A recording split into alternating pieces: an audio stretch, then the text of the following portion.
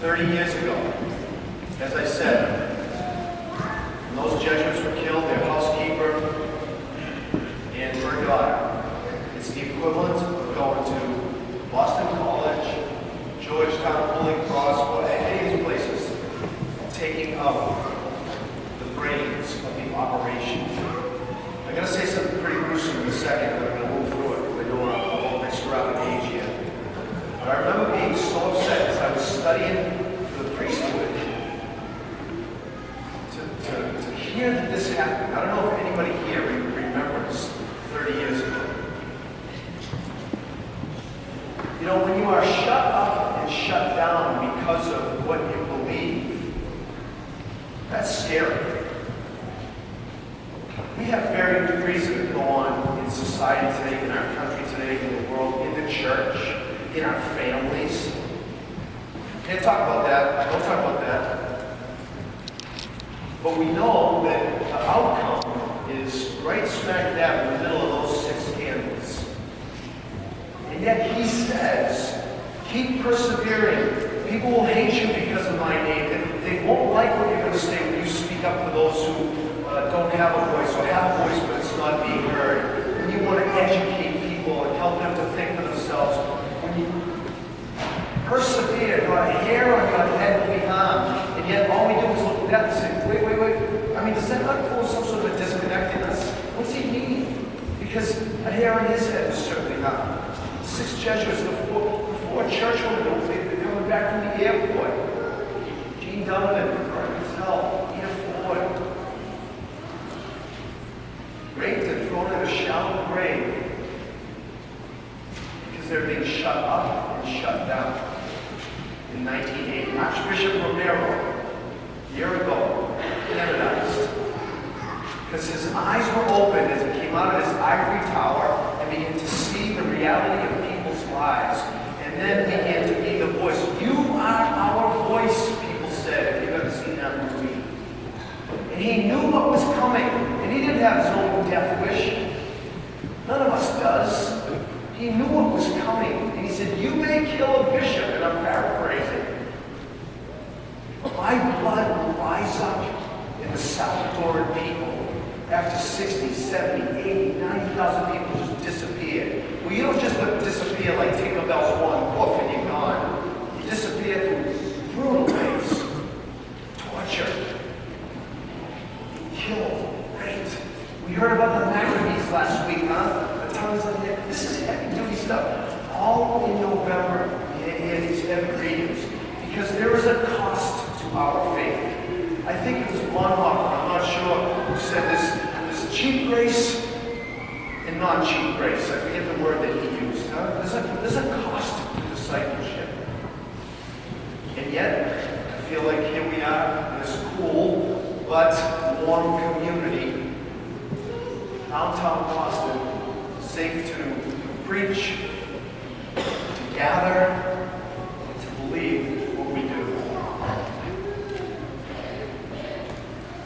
What happened in the 80s, and the message that they tried to put across, these governors that we hear in the gospel today, those who rule, those who have the power, was that they were the power, just like back in Jesus' day. Whether it was the Romans or Herod, we are the power, we are it. And Jesus kept saying, oh no, persevere. All these bad things can happen, are going to happen. But keep going as you follow my way. You and I don't have to think about it the way the Salvadorans had to. The way the early Christians had to. You know, when he talked about the temple and all its beauty, those beautiful stones, like St. Cecilia Church, so beautiful, what we're doing downstairs. He said, all this stuff's going to come tumbling down at some point. What? When? Tell us when it's going to happen. When's the sign? Show us what. Because don't get caught up in all that. That's not what's happening. By the way, 40 years later, the temple was destroyed. But pay attention to what's going on in this temple, in the time that we've been given as to what's important. Here's the brutal thing I was going to say about the Jesuits and housekeeper and God.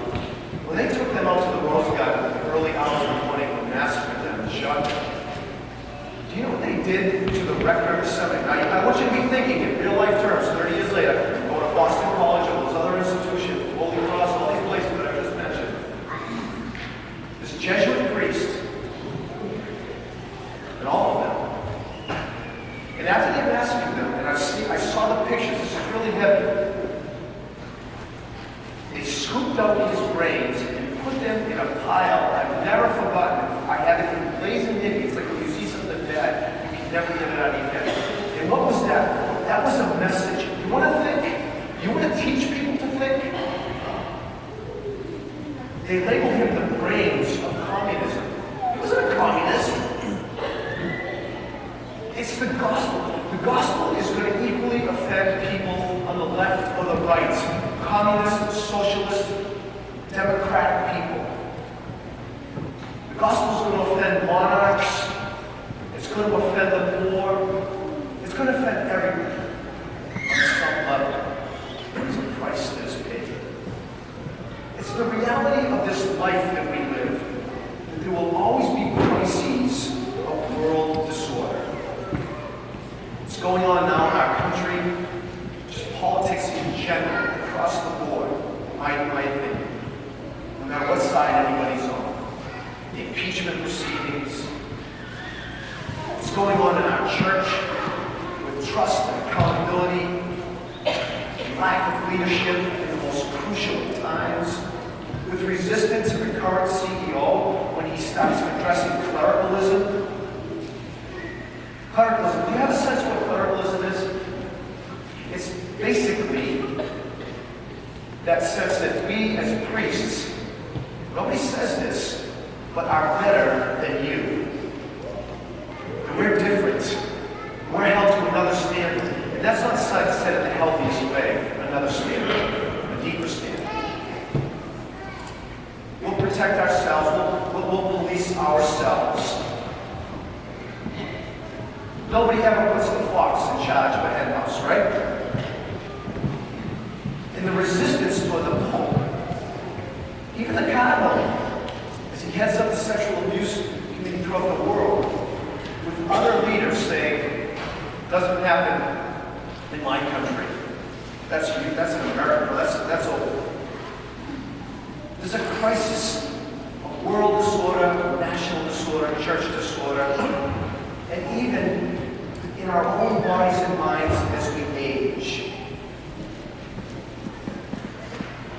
We don't have the same strength or stamina, the same memories or abilities. And our physical body might be 60, 70, 80, 90 years old, but the mind is a lot younger, and the frustration, right, that takes place as we wrestle with aging. And so we buy everything out there to divert us from the reality that we are aging and moving through, and that that's okay. There's no sin in aging. I wonder if the sin is in the opposite, pretending that we're not aging. Maybe the sin is in not aging sin, I'm using it lightly, not aging gracefully, right? We're moving through this life. What did Jesus do?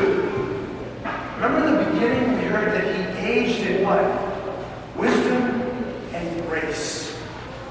Are we any different from Jesus? Why do we not like to consider our own mortality and the fragility of everything that we create and build, upstairs and down? And we're tempted to rely on all of these other things for our identity, our security, and our foundation. Jesus said it back then, he's telling us now. There won't be a day when this stuff is all the way that it used to be at 18. It's all going to come crumbling down slowly as we age. Cosmetics, pharmaceuticals, all promise to prevent the effects of aging. Surgeries, amassing more and more. Doing all these kinds of things to which we're all tempted. This consumerism of this kind of stuff, Mary McGlone says, is a disguised flight from the reminders of death's invincible power. Well, even I feel like writing that one down, trust me. But it's meant to remind us, again, throughout November, with all these heavy readings, writing the names down of our loved ones in the book of remembrance, we just move through. Does that not motivate us? Sometimes make us afraid. Does not motivate us to say, what is my life about? What am I doing with my life? And that can be asked at any age, young or old. What are we doing with the time we've been given? As Jesus predicts the destruction of the beautifully adorned temple with its costly stones and votive offerings, he reminds us that in the time that we have, there is a way to be. And it might get us nailed to a tree. It might get our reputation smeared.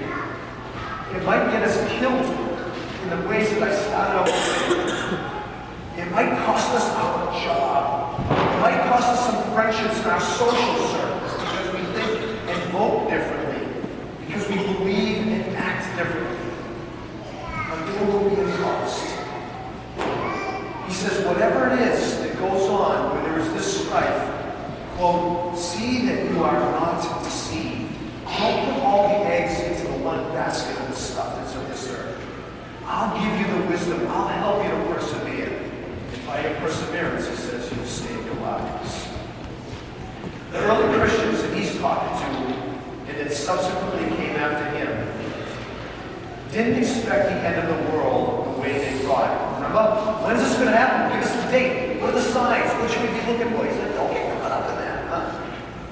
It was a crisis of their current world disorder, like you and I in this world are having a crisis of our world disorder. Jesus warns them to strip themselves of an empty optimism in these passing things or misplaced allegiances to passing things as all important.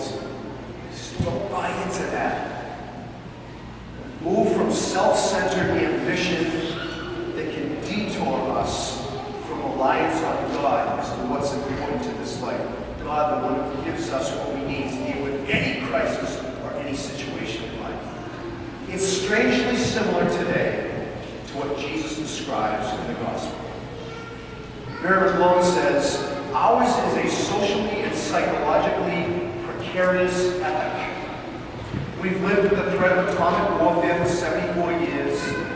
As people of color and women progress toward attaining their inherent social equality, those who must make room for them can feel threatened.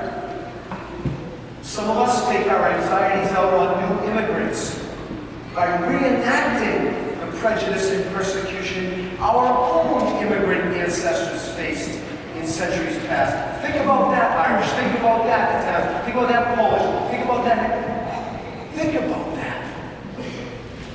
The technological age today is turning the globe into a neighborhood. And the internet can expose secrets once hidden to all but those closest to us. This may not be the end of the world, she says, but everything we thought we understood is changing faster than we can comprehend. So it was 2,000 years ago.